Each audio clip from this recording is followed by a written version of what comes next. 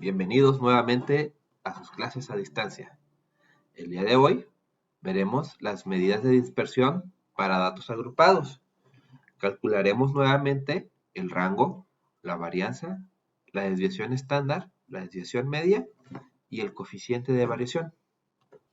Para realizar nuestra tabla de frecuencias para datos agrupados es necesario saber previamente el número de intervalos y cuál es la amplitud del intervalo.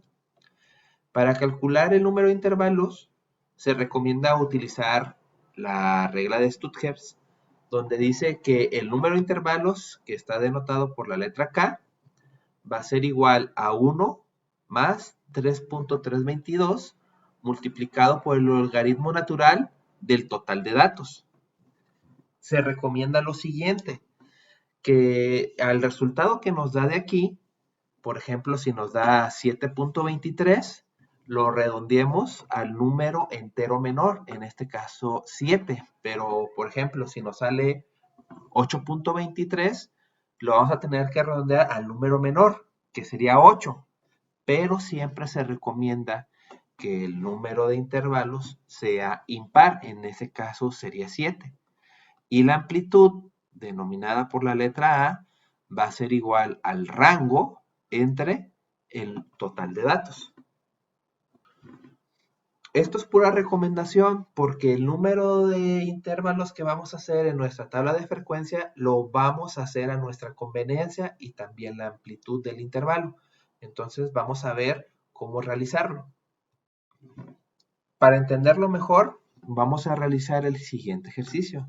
Dice, dado el siguiente conjunto de datos, y vemos que tenemos algunas calificaciones aquí, que corresponden a la calificación de matemáticas del grupo del sexto H, y nos piden calcular todas las medidas de dispersión. Ok, ¿qué recomiendo yo? Primero es realizar lo que viene siendo nuestra tabla de frecuencias. Ok, como vamos a usar intervalos, yo les recomiendo que hagan sus propios intervalos. No se sigan por la regla de Stuttgart. Okay. Recuerden que hacer los intervalos es con el único objetivo de sintetizar la información. ¿Qué quiere decir esto? No podemos poner, si los datos están muy dispersos, no podemos poner un renglón para cada dato posible, o sea, poner 5, 5.1, 5.2, 5.3, 5.4 y así hasta el 10. Por eso se hacen los intervalos, para agrupar datos y sintetizar la información. Bueno, en la primera columna nos están pidiendo obtener XY. XY es la marca de clase y se calcula sacando la media del intervalo.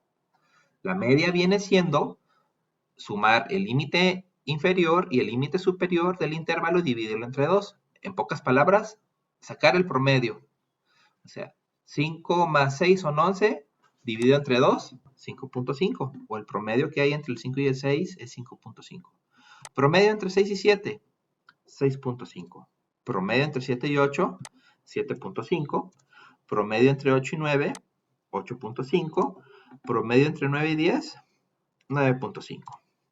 En la siguiente columna nos están pidiendo obtener la frecuencia absoluta de cada intervalo.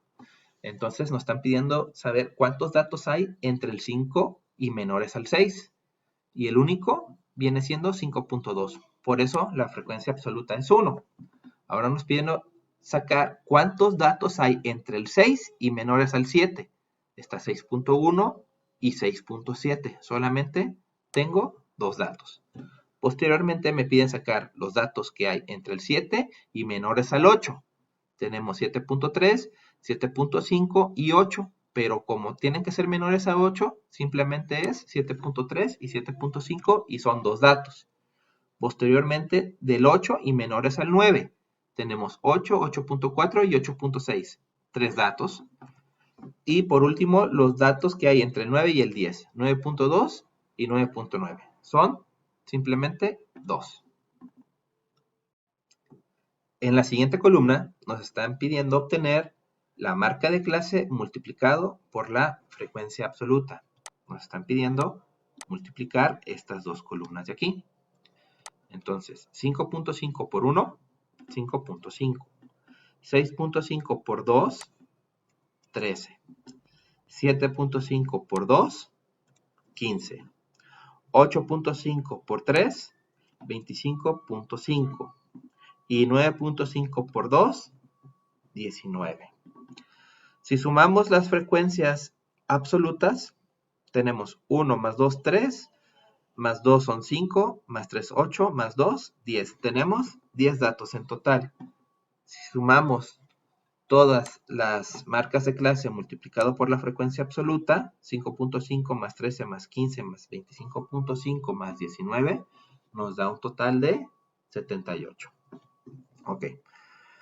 Entonces, para sacar el promedio nos están pidiendo que sumemos todas las marcas de clase por la frecuencia absoluta, que son igual a 78, y dividirlo entre total de datos, que son igual a 10. Quiere decir que el promedio es igual a 7.8. Una vez obtenido el promedio, vamos a realizar la siguiente columna, donde nos están pidiendo sacar la diferencia que hay entre la marca de clase, que es esta columna de aquí, y el promedio, que es este de aquí. Entonces, marca de clase 5.5 menos el promedio, que son 7.8, nos da como resultado menos 2.3. Marca de clase 6.5 menos el promedio, que son 7.8, nos da como resultado menos 1.3. Marca de clase 7.5 menos el promedio, 7.8, nos da como resultado menos 0.3. Marca de clase 8.5 menos el promedio 7.8 nos da como resultado 0.7 positivo. Marca de clase 9.5 menos 7.8, resultado 1.7. Siguiente columna. Para sacar la siguiente columna, si podemos observar, es lo mismo, nada más que estar elevado al cuadrado. Le vamos a sacar el cuadrado a menos 2.3.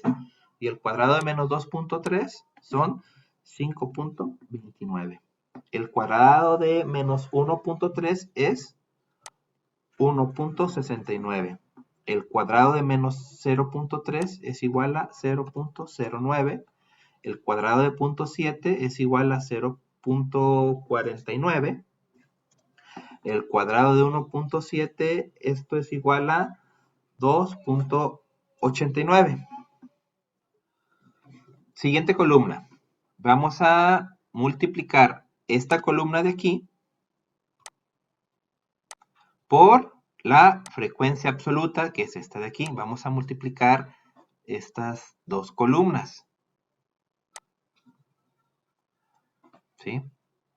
Y 1 por 5.29 nos dan 5.29.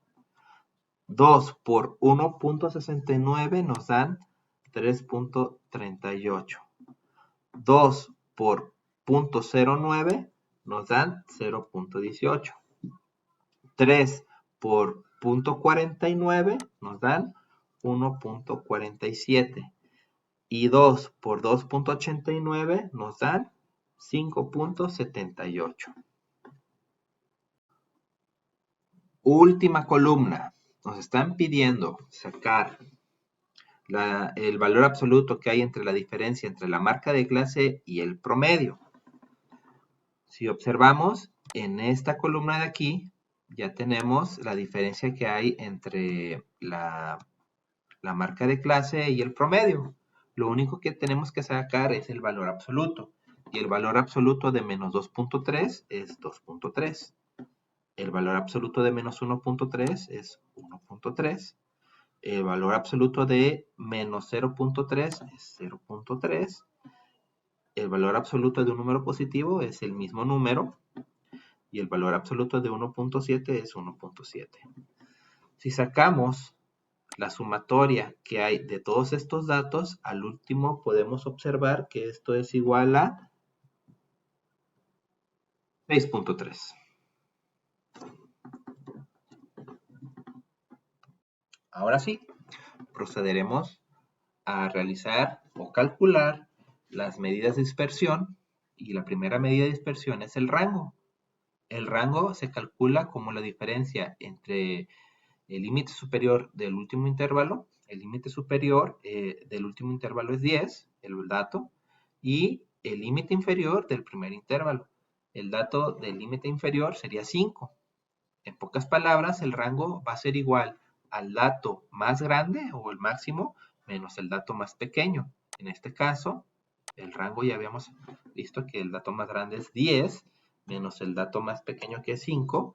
10 menos 5 es igual a 5. En pocas palabras ya sacamos el rango. El rango es igual a 5. La siguiente medida de dispersión que vamos a obtener va a ser la varianza. Aquí podemos observar la fórmula de la varianza donde nos está diciendo suma todos los cuadrados que hay entre la diferencia entre la marca de clase y el promedio multiplicado por la frecuencia absoluta. Ya tenemos esta columna donde nos está diciendo la suma que quiere aquí. Y esto es igual a 16.1. Y lo vamos a dividir entre n. N es el total de datos, solamente tenemos 10 datos. 16.1 dividido entre 10, esto nos da como resultado 1.61.